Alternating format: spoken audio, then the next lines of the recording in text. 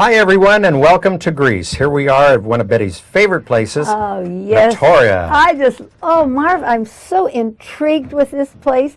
I could go back there again and again and again. Well, they've got a lot of monasteries in case you want to stay. No, I didn't say I wanted to stay. I just like to visit because they're so incredible. Well, they are. You know, you take a look at this, and these. There's one other place, of course, in Greece, and that's on Mount Athos, where we know, about the big monasteries. But this place here, Victoria, is probably the second to that, and there are so many monasteries here, both for men and for women. And of course, they don't have quite the amount of people that they had at one time that are there, but still, the one that we're going to visit today, the monastery of Santa Barbara, or Saint Barbara. There are women that are up there. It's a little smaller monastery, but the views from just driving on the road there, and then once we get up there, and we still want to climb a little higher, right? You see, when people ask me, Betty, I have a little difficulty walking. Do you think I can make the trip? And I say, oh, no. If you really have trouble walking, you want to get all full enjoyment out of it. However, you didn't have to go up that way. There was another way to go. Yeah, that's true, too. Yeah. So, but there, there are a lot of places, especially in Greece, that are very, very rocky, and when you are walking, you have to really kind of be careful because there's so much in the way of rocks. And they could crumble a little bit. Yep. But you know what? When you see these perched up there like they are, you think you're like in Disneyland because it looks so fake. How could they do it? You know? Well, that's just it. I mean, like I think we told everybody on one of the other shows that somebody originally had to climb up there, scale up there, and then take a big rope with them and tie it to something, and then start the construction, a piece going at a time, Yeah, I mean, but now, of course, to a lot of these areas, a lot of these monasteries, there are roads that go very close. But of course, that wasn't the way in the early days. That not at all. And the view that they have from up there.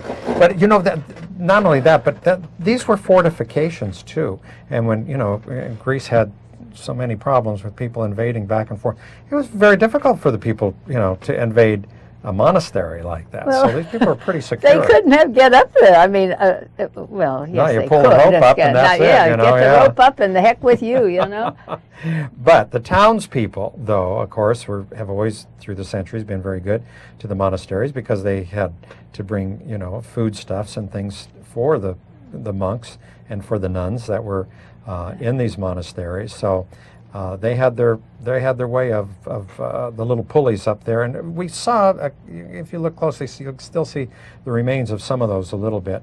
But now, of course, as we say, the roads go pretty close up to the monasteries, so you can get there much more conveniently today. I don't understand why this is not one of the 7 wonders of the world. It must be somewhere in some kind of a category, because the construction, the toiling that took place trying to get them put, up on that. Oh, yeah. And then even the vocations for the people that went up and lived on them. Exactly. Wow. Yeah, that's something. It was really something. Well, this is about the second time that we have visited this particular area, and it is beautiful. The time of year that we're here too, of course, was so nice because the leaves were changing. But there's still little flowers that were poking their heads up from some of the leaves, and mushrooms and all sorts of things that were growing there. It was wonderful. So this is the Holy Monastery of Saint Barbara, and this is the one, of course, that you're going to visit. And we did take a walking trip sort of to get there because as you can see, we walked down the hill, which was kind of nice. And there's some of the little flowers that were growing there. Dumb me, I walked up the hill going back. I didn't wait. I didn't go with all of you. I stuck around behind, and then I didn't know where to go. But that's okay. I think I got a way of solving that problem for next time. How's that? I'm going to buy you a compass. Yeah, maybe so. I know right and left. Yeah. If you tell and me up turn and down. right and up and down, I can tell. Right. And I might know west if the sun's going down. But that's about the limit. And it is the limit. it's just gross. Well, some people can, some people can find have a way it, one some way or don't. the other, and and others get lost. I'll tell you, it happens to all of us. Anyway, this is really this is a smaller monastery, as we said here, and it's really quite beautiful. You're not allowed to take pictures inside, however, so I was trying to get as many pictures as I could on the outside, and you can see the nuns here have beautiful little gardens here. Oh my goodness, everything grows so beautifully here. It's just really quite nice. It looks almost like a cemetery, like somebody was buried there, because it's in the form of a cross. Yeah. I never noticed that. Didn't you notice that before? Yeah. No. Well, I'm sure that's Until- what they well, wanted this- for their little garden. I'm It's sure. bringing you know. back to me. Yeah. Oh no, it's really nice. Anyway, they were very nice, and of course they had a gift shop inside naturally, because have to support the monasteries one way or the other. And as we said, you're not really allowed to take pictures on the inside. And there were other visitors there besides ourselves. There were several other Greek visitors there, including some Greek priests as well, who were taking some folks around. Well, you know, we're going to listen to our guide a little bit as she explains a little bit more about this area, which is so fascinating. Most of these monasteries were developed in the 14th century. That is the Byzantine period. But it seems that the constructions that are preserved are from later. This particular one is from the 16th century. And so is the decoration that we're going to see inside the church. That is the time that the Turks had conquered the place. It seems that during the Turkish occupation they had a bigger need for isolation. They wanted to be away from the Muslim Turks, so they preferred to be up here. Of course, if the Turks wanted these monasteries to cease to exist, they could put some of their soldiers down and not let anyone get close to bring them supplies, because as you understand, these places were not self-sufficient. They needed some support from the valley, so people would bring some food so that these people would survive up here. But of course the idea of monastic life is that they would go with the basics, not with luxuries, just some bread, some fruit, some nuts. That was all they ate. Why don't we knock on their door to go inside? You know, it's just too bad that we can't show you pictures from the inside, because the icons that are here in the chapels in the monasteries are absolutely incredible. And of course they've been there for centuries, and they're just really, really so beautiful. And you see the sort of the plainness on the outside, but if you could see the use of the color and the gold on the inside of these chapels, to see all of the beautiful icons and the various altars that they have within these churches and chapels inside the monasteries, it's really absolutely breathtaking. They're so well preserved, but of course they don't have the light, but they always have to be concerned about the smoke from the candles. True. But then, because that's what fades the images a lot. No, that's true. This is, I did take that one picture that you just saw right there. Did they know you took it? Or I don't think so. Marvin Harris. But I had to have a picture of St. Barbara. I mean, you know, that's where we were. So it was just a real little quick thing. I don't think that I'm they sure. would have minded I think too much. mostly it's because they want to sell the pictures themselves of things, and also because if you have to use any kind of a light, it might damage the Yeah, eye. that's true too. That's true too. So that, and we didn't use any light on that. So anyway, we're going to travel along here on the road, and we can see more and more of these fantastic monasteries that were there. It's just absolutely beautiful. But now it's time for us to go into another part of Greece. You know, we were so privileged that with this particular tour and the one that we did before, that we saw so much of the country of Greece, and there's so many different things, of course, to see too. I think these people, were they selling, was it potatoes that they were selling on the side of the road, Betty? Do you remember? I don't remember. I think that's what it was. I don't remember. I think there were There's a lot of people stands, were stopping and yeah, buying them, yeah. Sure. We didn't stop and buy any. We had other places to go and other things to see and other things to listen to, as our guide explains. Saint Demetrius was an officer of the Roman army that was tortured and put to death in the place where they later built a small basilica that later was replaced by the big one that is preserved nowadays. Thessaloniki suffered a fire in 1917 that burned quite a few building blocks of the city, and after the fire, particularly in the church of St. Demetrius, it was revealed that there were older buildings under the church what they call the crypt now, where they believe that St. Demetrius became a martyr. The Thessalonians are very faithful to St. Demetrius, especially because on the day of St. Demetrius, the 26th of October of 1912, the Greek army marched here, liberating the city after a longer period of a Turkish occupation than the rest of the country. The population is about 1 million.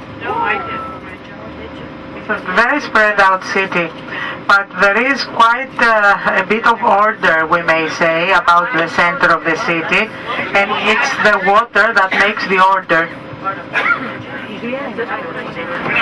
Straight ahead you can see the White Tower. That was a tower built by the Turks in the 15th century when they conquered the city. That was the corner of the walls at that end. You have to imagine that there was another corner wall further back where the customs house was. Here is the waterfront. Somewhere back here is the port that was developed by Constantine the Great. A lot of cafes here on the coast. On clear days, one can see Mount Olympus further right in the direction where the sun is setting. But it's not clear. It's rarely clear, I may say. The Aristotle Square is the actual center of the city, and it's more like a very wide pedestrian street. It's here on the left. There's a statue of Aristotle in the square, sitting, bronze figure. There are children taking pictures out there on the left. So this is the street that goes up, the Aristotle Square. Further up are the ruins of the Roman Forum, and a little above the ruins is the Church of St. Demetrius. So if you want to explore later, after we go to the hotel, just taking the street of the hotel, it's fairly easy to get to Aristotle Square. It's a 10-minute walk to the center. So a lot of young people live in Thessaloniki. You see the cafes are full of them. There is a large student population here because there is a large university in Thessaloniki that is also named after Aristotle, because Aristotle was a Macedonian and the private tutor of Alexander the Great. Applebee's. The White Tower. The White Tower is not white, as you can see. The White Tower was for some time called the Bloody Tower, when sometime in the 19th century the Janissaries were massacred there. The Janissaries were a selective force of Turkish soldiers, not Turkish soldiers actually, but they were handsome boys of Christian families that were taken by the Turks and were fanatized against their own kind, some of the most fanatic Turkish soldiers. So at some time the Sultan in the 19th century decided to get rid of them, and they were massacred there. Later they whitewashed the building to wash the shame away of the Bloody Tower, and then changed the name to White Tower. The walls actually formed the corner at this point. Well, we're going to see a statue here of Alexander the Great. Of course, he figures very prominently, of course, in this area of the world and throughout the history of Greece and beyond, as we can see. So they did erect a beautiful statue to him right here by the seashore. And straight ahead through that narrow street you can see the Rotunda, one of the early Christian monuments of Thessaloniki. Some of the old walls we have now here on the right. They go up this side, up to the upper city, as they call it, where there's another tower similar to the White Tower. The Arch of Galerios is ahead of us. They call this street Ignatia Street because they believe that the arch was right on that street. There are churches everywhere. There's an old one on the left. There are many old churches. There is a line of monuments from the left to the right. The Rotunda, the Arch of Galerius, and in this pedestrian street on the left, there are a lot of foundations of old buildings, the Palace of Galerius, the Hippodrome. You know, a lot of us would say that this is Thessalonica, but of course the I can't pronounce What did the you correct say? Yeah. pronunciation is Thessaloniki, and we're hearing that more and more today instead of Thessalonica. A letter from Paul to the Thessalonikis. To the Thessalonikians, I guess. Yeah, I don't know. Anyway, let's listen to our guide one more time. The small communities in the countryside, they all have grammar schools, even if there are very few children. But when it gets to secondary school, in the small communities, they have to go to a nearby village or a bigger town for a secondary school. And sometimes if the students are not very good, if the parents are farmers or shepherds, even worse, they just don't send them to a secondary school. It's free for the primary and secondary level, and free also for university. There are no private universities. There are two private American colleges, one in Athens and one in Thessaloniki, for the higher level of studies. At the primary and secondary level, in the large cities, there are private schools. It's up to the parents if they want to send their children to private schools. People send their children to private schools even if they don't have the financial ability to do so, if they really want them to be under control and get a better education. It was customary to put a lion. They put lions in other places to celebrate a victory. We go over the river once again, the Strimon River, and you could see the lion ahead there, behind the trees. We'll stop to see it better. We'll take a picture from across the street. The lion, chronologically, is placed in the 4th century BC, long before St. Paul's time, so we can guess that St. Paul saw this lion. Well, you know, Betty, she's probably right. I mean, Paul probably really did pass this way because that was the old road. Of course, now it's not the new superhighway, but he evidently passed through this way and saw the same lion. I don't think it looked the same. The terrain was certainly not the same, was it? But can you believe that that's been there that many years? Oh, that's just that's what is absolutely amazing to think of that. Made out of granite or rock like it is. It doesn't. It's you know, if it would have been in one of the cities, it probably would have disintegrated. Dissolved right now, I mean, like so many of the statuary that we've seen in Greece and in Rome, and it would have had graffiti too. on it. Yeah, it could have been. Yeah, that wouldn't surprise me at all. Graffiti's everywhere. Not it's just at all. Horrible. Yeah, and we see that now. Unfortunately, all through our travels throughout the world, you see graffiti everywhere. This is an old aqueduct, of course, as we can see here. And again, another ancient thing that has been there for years and years and years. And it's just wonderful that these are still in good condition, as you can see. I mean, this is particularly in good condition. Yeah, it looked like it was built yesterday. But now we are going to another place, of course, which Betty, you can tell us about, because this is where Lydia was baptized, remember? Yeah, you know, it's interesting, too, to hear about Lydia, because we hear about some women in the Bible, but not too many. But then you have a woman that was really part of the group, Lydia, and it's, so to be there where she was involved is, I enjoyed that part of it a lot. Oh, well, and this is quite a beautiful place as well. We can see there's still a lot of stone statuary and monuments that are here as well. Those look like graves. It does, doesn't it? Yeah. Well, there's a whole big area here, and then there's the water is right down to one side, which is really quite beautiful as this little stream or little creek runs by here.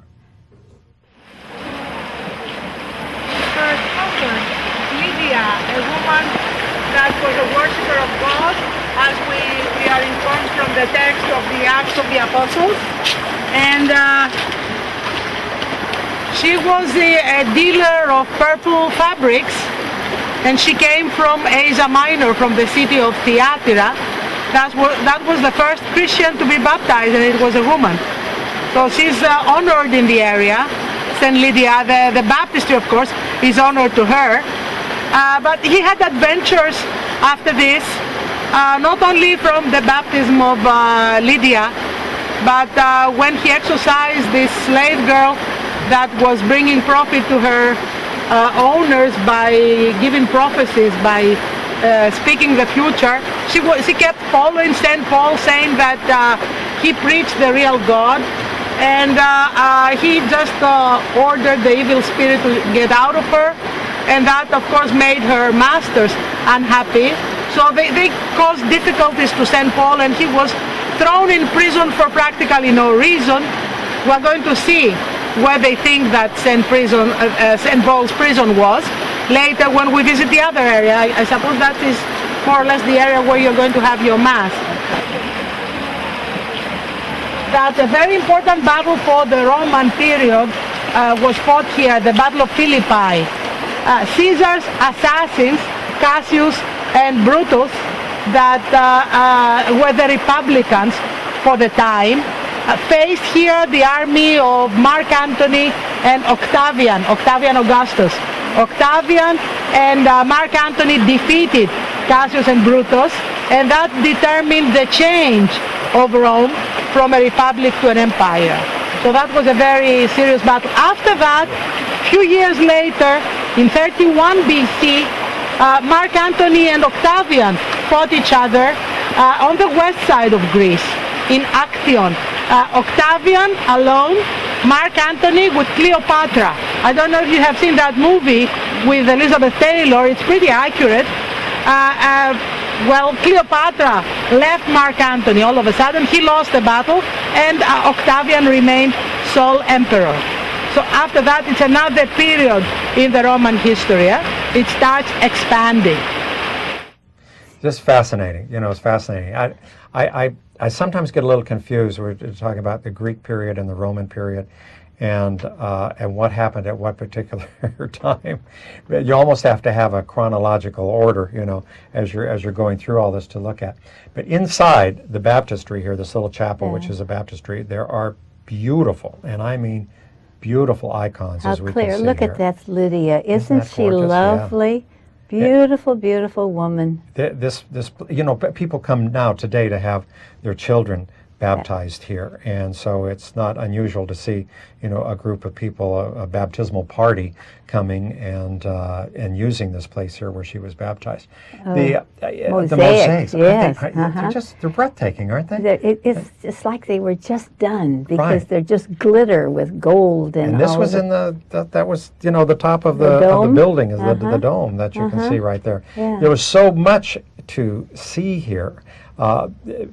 The stained glass windows that we can see here, and then next to that, of course, were more of the icons that were here. You can spend quite a little bit of time here, and of course this was very, very close to the little river area where we were, probably about 15 yards, something like that, I think, from it.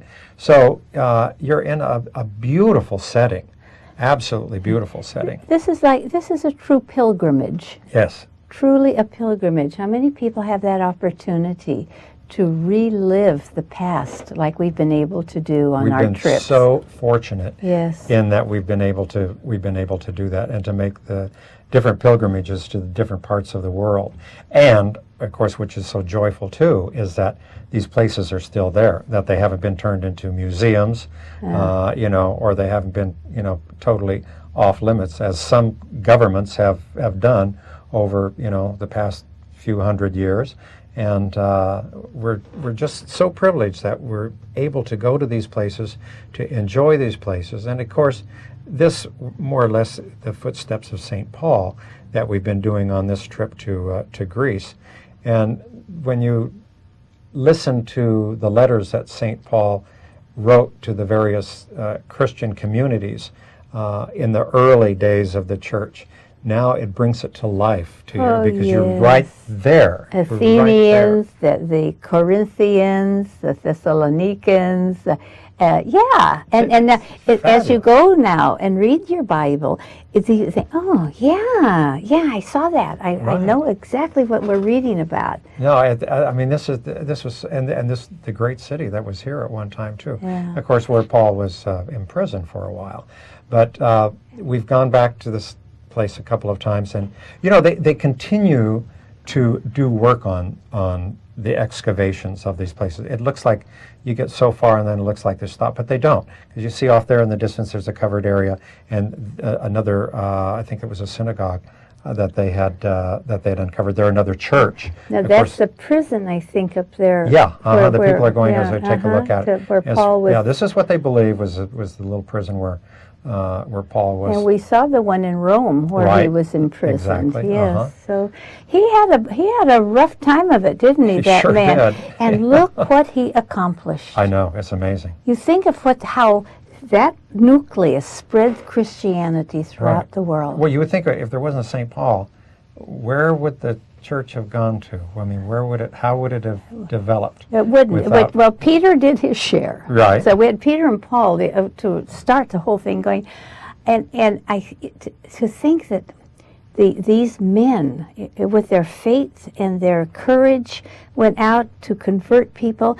And you look at Paul was treated terrible. Oh, thrown yes. into prison. Oh, my and, goodness sakes. And had to. What was he in jail? And they were going to kill him. And they finally did. He was a smart man, though. Remember? I mean, Yes, he was he a was. very, very, very smart man. Must and have been very charismatic. He must have been. I mean, to be able to do the things that he did, and the people that he inspired, and the communities that that grew up, the Christian communities grew up, and how the faith spread and continued to spread, and the persecution all through time. You start reading things about the church history and things, and the persecution wasn't just back then. I mean, it's continued, Well, it and we still have is. a lot of it still today. It's just amazing, but the good Lord did promise us that He would be with us till the end of time. So we know that we have that guarantee that that the church is going to be here and He'll be with us until the end of time. And so that's the greatest guarantee, that we know that it will continue, regardless of all of the horrible that we things read that have to about go and hear through. about Yeah. things that are going on Right. today in this world. So you just have to have good faith. You do. And I'm really sorry that this trip is coming to an end right now, because it's truly been a wonderful, inspirational trip for us has been. and for the people that And we've been- accompanied us. right. And we've enjoyed it, and we hope that you've enjoyed it as well. And if you get a chance to go to Greece sometimes, well, make sure you hit all the places that we did, right, Betty? Yes. We'll see you next time. Bye-bye for now. Bye-bye.